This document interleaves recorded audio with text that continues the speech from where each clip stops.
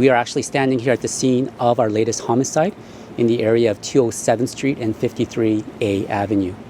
Now, last night at around 11:38 p.m., the Langley RCMP responded here for reports of shots fired. Now, when they arrived, they found a 22-year-old man shot to death inside a vehicle behind me. There was also a young man, also in his early 20s, who sustained gunshot wounds. He was with our 22-year-old victim. He was taken to hospital. Unfortunately, he will survive his injuries. Now, about 14 minutes later, so at around 11:52 p.m., the Surrey RCMP received word of a burning vehicle in the area of 180th Street, 180th Street, and 19A Avenue. That is right by Redwood Park in the South Surrey neighborhood. There they found a sedan that was burning. Now, at this point, we're treating it as obviously suspicious given the close proximity in time and distance to our homicide. And our investigators are looking at that vehicle and looking into whether it is indeed linked to this earlier homicide. Right now, we're in our very early stages. It's been less than 12 hours since this homicide occurred. And we are working closely with our partners here from the Langley RCMP, as well as our partners in the Surrey RCMP, the BC Coroner Service, and of course our integrated teams from the Lower Mainland District. It is very early in the investigation, but this has all the hallmarks of a targeted hit. Our victim was known to police, and we believe that his murder may be linked to the drug trade. And of course, given the recent acts of violence that we've seen in our Lower Mainland region, the question probably on a lot of people's minds is this homicide associated to this ongoing gang conflict? And the best answer that I can give you at this point is we're not sure.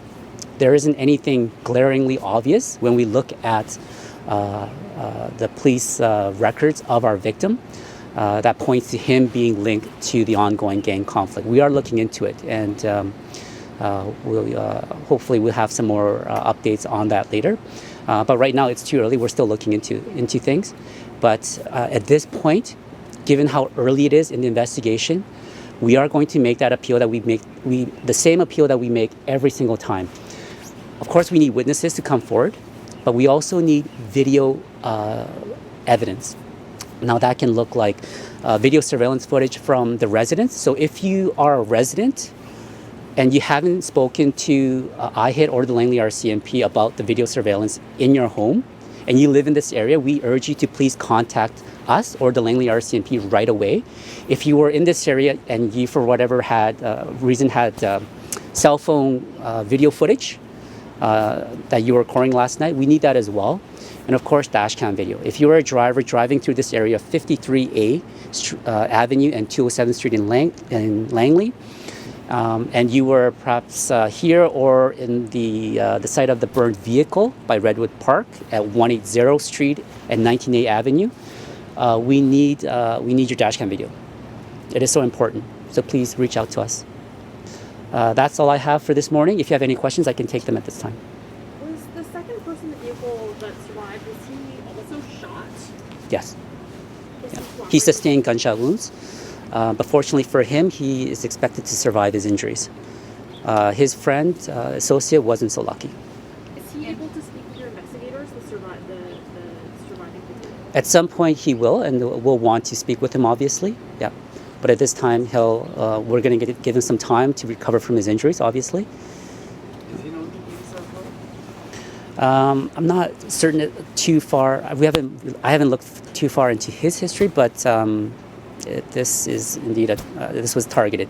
The victim, we know, we can say that he was known to police.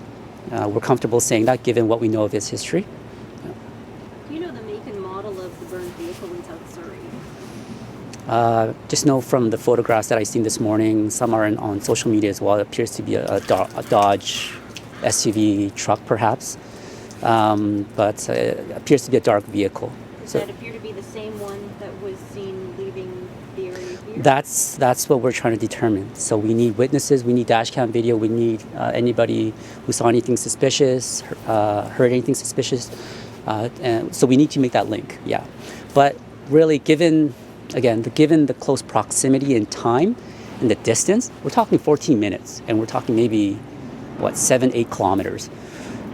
So we're treating it as highly likely that it is linked to this homicide, right?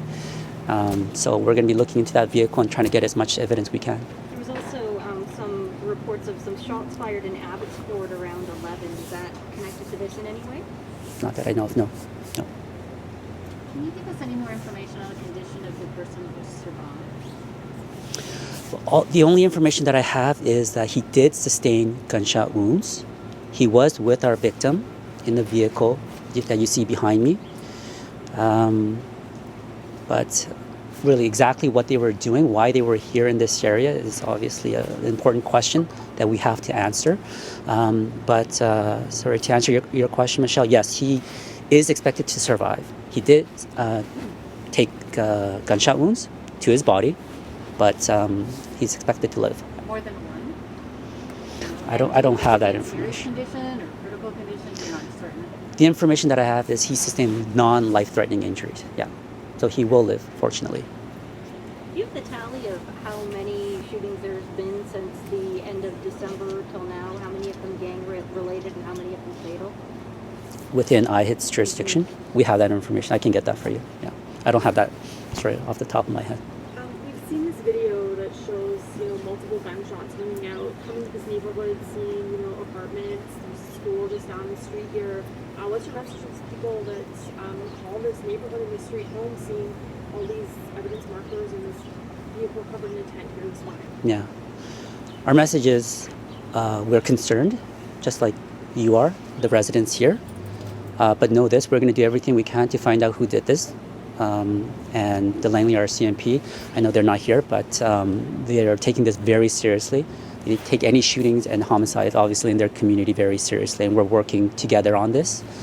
IHIT, unfortunately, we've seen too many of these cases, but fortunately, we have a lot of experience in this, and we're hopeful that we will get a breakthrough on this case and find out who did this. Frank, there's a lot of evidence markers on the ground. Is it a machine gun that was used here? Do you know? Well, we know that there was a firearm, at least one firearm involved in this. As far as the make and model, that goes into the intimate details of the investigation. I'm not at privy to discuss that. But yeah, when you see markers like that behind me, those obviously, we all understand those are probably related to the firearm, shell casing, and things like that nature. When we see that, yeah, it is very concerning that somebody would actually take a firearm, open fire in public in a quiet neighborhood such as this. That's why it's so imperative that we stick and focus on what's important here, is identifying who did this, arresting that person, throwing them in jail. That's our objective. Is the victim a Langley resident? No, I don't believe so, no.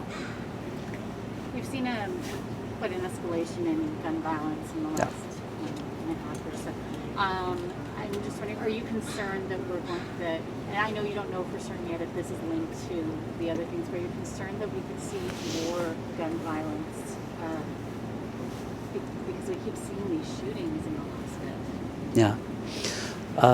Our concern as the police, IHIT, is the same as you, as the residents of the community.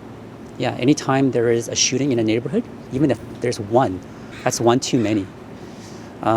And we've said this time and time again, the people who can stop the violence are the people behind the gun. If they choose not to shoot and do harm and put everyone's well-being at risk, they have the power to do that. So we can stand here and we can discuss about how concerned we are. The message really is to those people who are doing these types of crimes. You gotta lay down your arms, lay down your guns, and pick a different route in life. And it's not fair to the rest of us. It's not fair to the residents in this community to have this done in their backyard. Unacceptable. Is there any indication that any of the bullets from this shooting struck residential buildings or the social Yeah. service agencies that are community there? Yeah, so that's obviously a concern for us, and that's why we have investigators. We're going to be doing a very fulsome neighborhood canvass for witnesses and for video surveillance, but we're also going to be doing a kind of a physical canvass to see if any bullets or rounds hit any of the surrounding buildings. To my knowledge, that hasn't happened. Yeah. Any other questions? Is there any indication that it's linked to any of the other shootings? We've had this is the fourth incident in Langley, including the fellow who was critically injured in a parking garage. Yeah. At this point, in this early stages of the investigation, there's nothing to link what happened here last night to any other recent acts of violence. But we are going to look into that, and should there be a link, obviously, we're going to be looking at that.